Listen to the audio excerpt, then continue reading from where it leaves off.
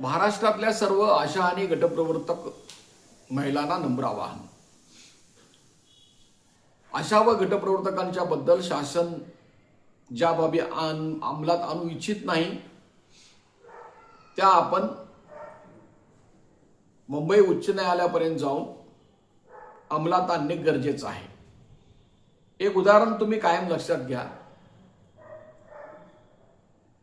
गुजरातमधली एक महिला मनीबेन भारिया त्यांचं नाव, हे अंगणवाडी महिलांना सुद्धा ते स्वयंसेवी समजत होते. सरकार मानधनावर काम करत होते, त्यांना सरकारी कर्मचारी होण्याचा अधिकार नाही, ही त्यांची भाषा.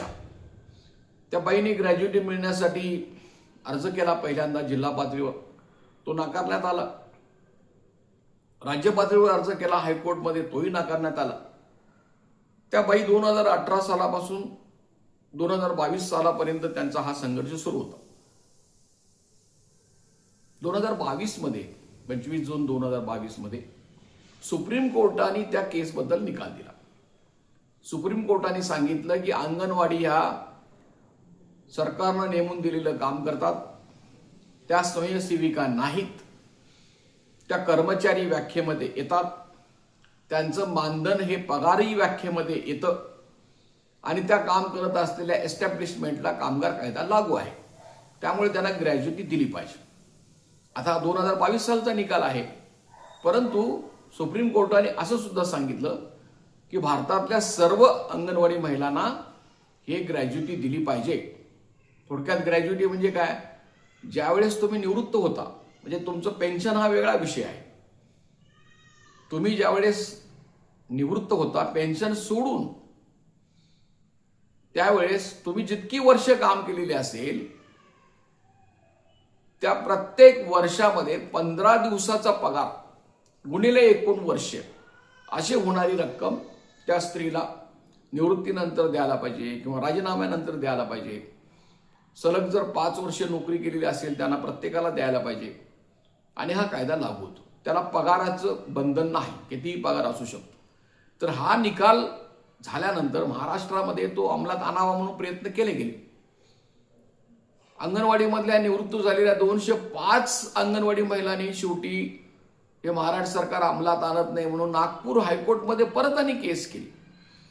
हायकोर्टने मार्च 2025 मध्ये सांगितलं की सरकारला तुम्ही 6 महिन्याच्या आत निर्णय करा, तरीही त्यांनी निर्णय केला नाही.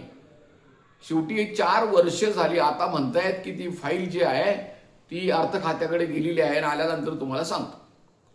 असू द्या, परंतु तरी सुद्धा जे मिळणारच नव्हतं ते मिळण्यापर्यंत कुठंतरी आपण गेलेलो आहोत. आणि ते सगळं श्रेय जे आहे ते कुठल्याही कामगार संघटनेला नाही. 100 वर्ष आम्ही काम करतोय म्हणणाऱ्या कुठल्याच संघटनेला नाही. ते आहे एका अंगणवाडी महिलेला की जी एका स्थानिक संघटनांच्या वतीने सुप्रीम कोर्टापर्यंत जाऊन लढली आणि विजय मिळवला.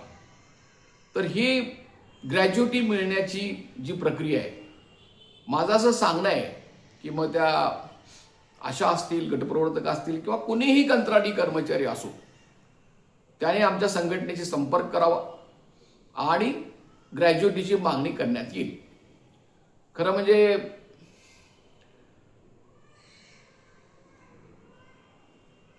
आरोग्य आणि कुटुंब खात्यामार्फत भारत सरकारच्या हे ICDS चालवलं जातं आणि महिला आणि बाल कल्याण खात्यामार्फत NHM चालवलं जातं.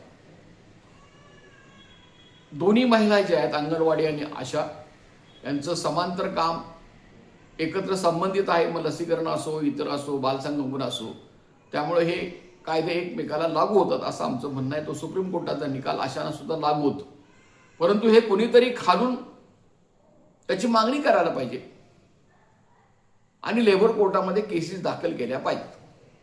त्याच्याबद्दल सुद्धा पुढे निकाल होईल. तर हे काम करता करता ह्या गोष्टी करायला पाहिजेत. ज्या निवृत्त झालेल्या आशा आहेत त्यांनी हे करावं, ज्या निवृत्त होणार आहेत त्यांनी त्यांना मदत करावी आणि हा ग्रॅज्युएटीचा विषय लावून धरावा. दुसरा जो मुद्दा आहे की तो प्रॉव्हिडंट फंड कायदा सुद्धा आशा आणि गटप्रवर्तकांना लागू होतो, अंगणवाडीला सुद्धा लागू होतो, पण ते सरकार लागू करत नाही. तर ते प्रॉव्हिडंट फंड योजना जी आहे त्याच्यासाठी सरकारने तुमच्या वेतनाच्या 12% रक्कम ही त्या फंडामध्ये भरावी लागते. फंडामार्फत तुमच्या नावाची निवड व्हावी लागते.